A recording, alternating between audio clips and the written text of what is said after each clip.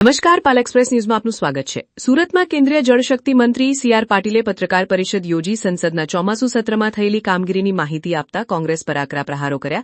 તેમણે paper leak કાયદો, વંદે માતરમ અને મહિલા અનામત જેવા મહત્વના મુદ્દાઓ પર તંદુરસ્ત ચર્ચા કરવાને બદલે સત્ર ખોરવી નાખવા બદલ કોંગ્રેસને જવાબદાર ગણાવી। આ સાથે જ તેમણે દેશમાં ચાલી રહેલા મહત્વના રિવર લિંક પ્રોજેક્ટ્સ, સુરત એરપોર્ટના વિકાસ, ફ્લાઇટ કનેક્ટિવિટી અંગે મહત્વપૂર્ણ વિગતો રજૂ કરી। દર વખતે આપણે મળતા હોઈએ છીએ, રોજેરોજના સમાચારો, રોજેરોજના બનાવો તો તમને એમાં જાણ થતી જ હોય છે, પરંતુ આપણી સાથે કેટલીક વાતો શેર કરવી, આપણી પાસેથી કેટલીક વાતો જાણવી, એના માટે વર્ષોથી માનનીય પ્રધાનમંત્રી શ્રી નરેન્દ્ર મોદી સાહેબના નિર્દેશથી દરેક સંસદ સભ્ય પોતપોતાના વિસ્તારની અંદર આવી પ્રેસ કરતા હોય છે।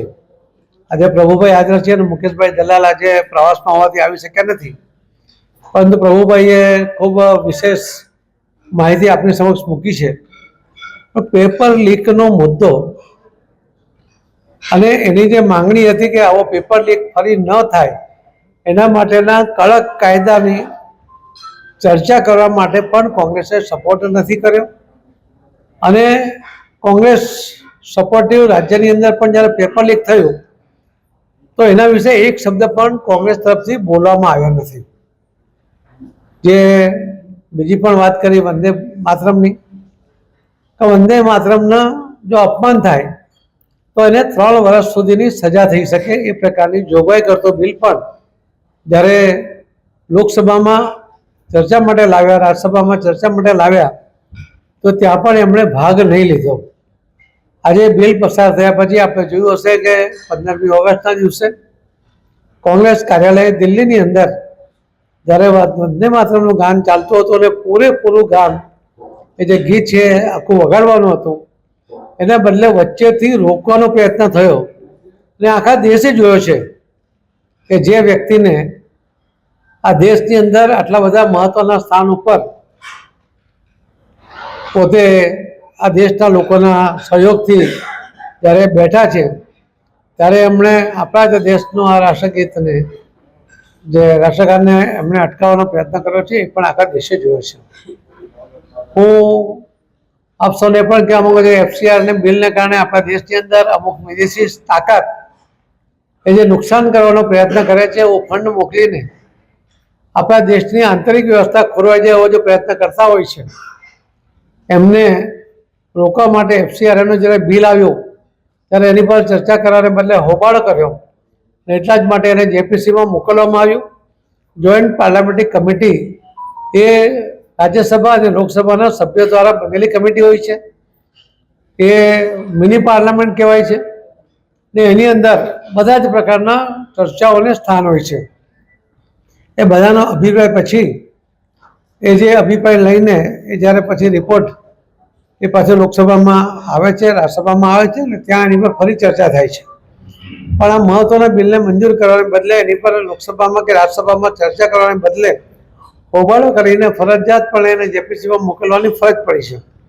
બહુ જ મહત્વના બિલોને મોકલતા હોય છે, પરંતુ આ મહત્વના બિલને ચર્ચાને બદલે JPCમાં મોકલીને એને લેટ કરવાનો પ્રયત્ન પણ, કોઈકને સપોર્ટ કરવાનો પ્રયત્ન પણ કોંગ્રેસ દ્વારા કરવામાં આવ્યો છે। આવા અનેક બિલો, લગભગ જે 12 બિલોની વાત માન્ય શ્રી પ્રભુભાઈ કરી છે, આવા બિલો એ હોબાળા વચ્ચે મંજૂર થયા, જરૂરી ચર્ચા વગર મંજૂર થયા, એ દુઃખદ ઘટના છે।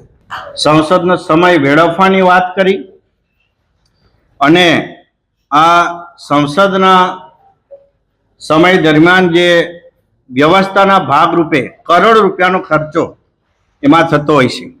પ્રજાના